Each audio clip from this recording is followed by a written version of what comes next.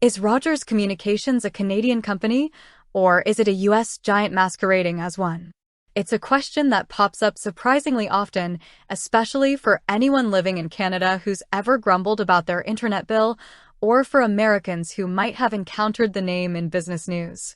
There's a natural assumption, given the sheer size and influence of many American corporations, that any major player in North America must have its roots south of the border.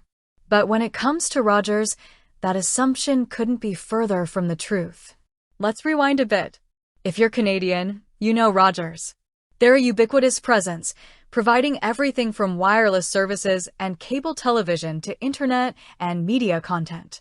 Their blue logo is plastered on storefronts, their ads are constantly on TV, and let's be honest, most of us probably have some kind of service with them.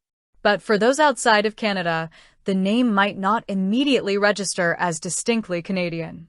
Perhaps it's the broad appeal of telecommunications, or the fact that many international companies operate across borders, blurring their origins. So, where does Rogers truly hail from?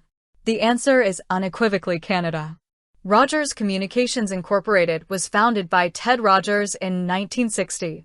It started small, with a single radio station, and has since grown into one of Canada's largest and most recognizable companies. From those humble beginnings, it expanded into cable television, then wireless, and eventually became the media and telecommunications conglomerate we know today.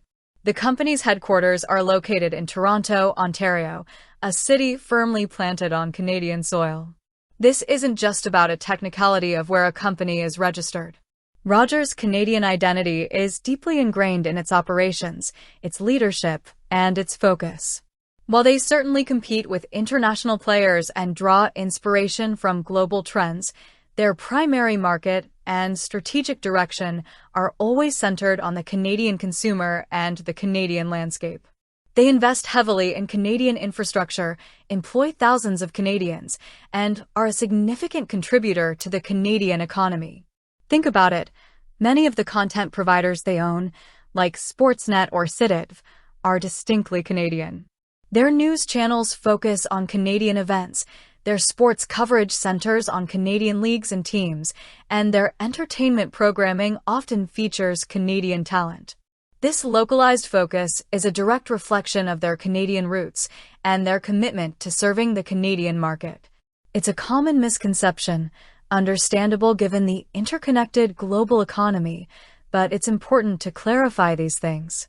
Rogers is a prime example of a homegrown Canadian success story that has grown to become a dominant force in its industry. They faced competition, adapted to technological changes, and weathered economic shifts, all while maintaining their core identity as a Canadian company. So, next time you hear the name Rogers, remember that it's a testament to Canadian innovation and entrepreneurship. With that said, thanks for watching, and until next time.